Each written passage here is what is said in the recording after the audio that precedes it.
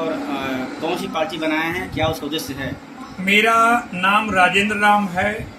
मैंने एक नई पार्टी का गठन किया है, उसका नाम है अंबेडकर बहुजन समाज पार्टी। मैं उसका राष्ट्रीय अध्यक्ष हूँ। सारी तैयारियां पूरी कर ली गई हैं। 1 या 1.5 महीने के अंदर भारत चुनाव आयोग के साथ इसका रजिस्ट्रेशन हो जाएगा। अभी भी चुनाव बीता है, उससे आपको क्या मिला प्रेरणा कि आप नई पार्टी बनाने की आप सोच लिया? मैंने निर्दल प्रत्याशी के रूप में चुनाव लड़ा, तो ये मैंने महसूस किया कि निर्दल जो आता है वो तीसरे नंबर पर आता है, उसका चुनाव चिन्ह भी तीसरे नंबर पर होता है। पहले प्रेफरेंस जो मान्यता प्राप्त पार्टियां हैं उनका नाम सिंबल आता है, दूसरे पर रजिस्टर्ड पार्टी का होता है, लास्ट में निर्दल का होता है। तो इसलिए मैंने फैसला किया कि मैं एक नई पार्टी का गठन करूं, और वो गठन हो चुका है और उसकी तैयारियां कंप्लीट है। 1 या 1.5 महीने के अंदर रजिस्ट्रेशन हो जाएगा। देश में जो नई सरकार आई है उस पर आपको क्या कहना है? देश की ये नई सरकार ये कमजोर सरकार है, एनडीए की सरकार है। अब इसको मोदी सरकार नहीं कहेंगे, इसको हम बीजेपी की भी सरकार नहीं कहेंगे। ये 2 बैसाखी, एक नीतीश कुमार और चंद्रबाबू नायडू के ऊपर ये निर्भर है। जब ये लोग समर्थन वापस लेंगे, ये सरकार कभी भी गिर सकती है। संविधान खतरे में है, इसको लेकर बहुत सारे दावे किए गए। एकदम जो देश की जनता ने सही किया। अब इनके पास में 2/3 बहुमत नहीं है, सिंपल मेजोरिटी नहीं है, 240 सीट हैं। यदि ये संविधान में संशोधन करना चाहेंगे मूल प्राविधानों में, तो इनको 2/3 की बहुमत नहीं है।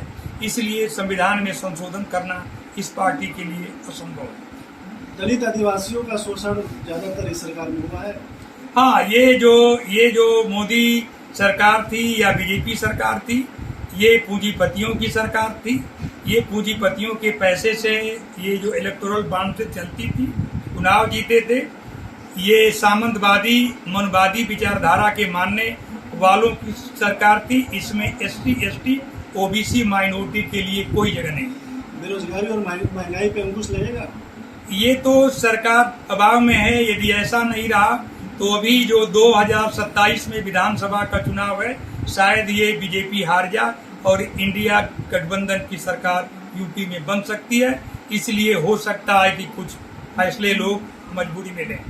नई पार्टी कैसे आप आगे बढ़ाएंगे? इस पार्टी का मैं लॉन्च दिल्ली या इसका प्रथम अधिवेशन लखनऊ से करेंगे, और जितने लोग जो अम्बेडकरवादी हैं, जिसको बहुजन समाज पार्टी से निकाल दिया गया, वाम से DS4 में काम किए, जिसको पैसा लेके न रहने के कारण उनको टिकट न मिला, उन सारे लोगों को, देश के लोगों को इस हम पार्टी में जोड़ेंगे।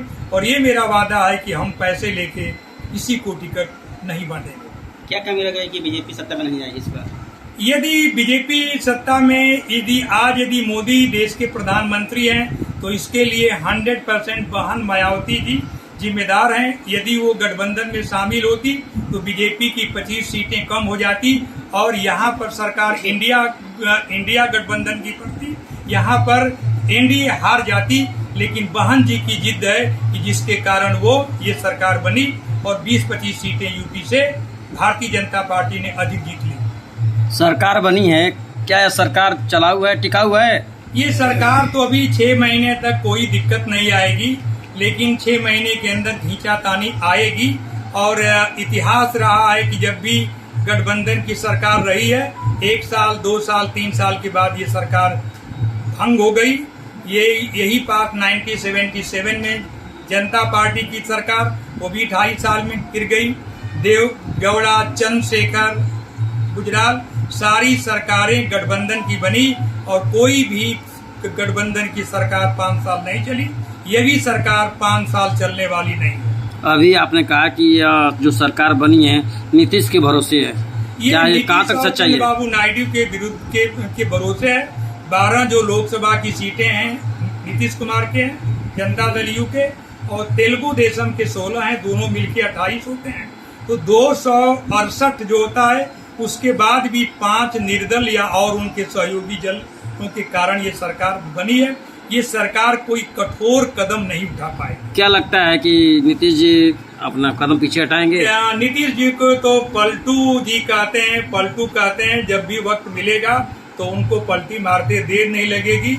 अभी वो रस मलाई मोदी जी के साथ खा लेंगे। जब उनकी स्वार्थ सिद्धि नहीं होगी तो 6 महीने के बाद हट जाएंगे। कौन है ये सरकार गिर जाएगी। तो यानी पलटू कौन है? पलटू जो है नीतीश बाबू हैं, वो पलटू है। कभी वो एनडीए में रहते हैं, कभी यूपीए में रहते हैं, कभी वो लालू जी के से समझौता करते हैं, कभी वो बीजेपी से करते हैं। तो उनको 25 साल से तो हम लोग देख रहे हैं। वो पलटू है, चाचा है। वो उनका नाम जो है लालू जी का परिवार पलटू चाचा कहा है, तो मैं भी उन्हें पलटू चाचा ही मानता हूँ। एनडीए 400 पार चिल्ला रही थी, क्या वजह रहा कि ये सीट घटी? 400 नहीं, वो साइकोलॉजिकल वार है चुनाव जीतने के लिए। और उन्होंने कुछ कारपोरेट को ले लिया, कुछ गोंदी मीडिया के साथ बिक गए थे पत्रकार और चैनल, जो झूठे एग्जिट पोल, ओपिनियन पोल के बाद वो 400 सीटों का नारा लगा रहे थे।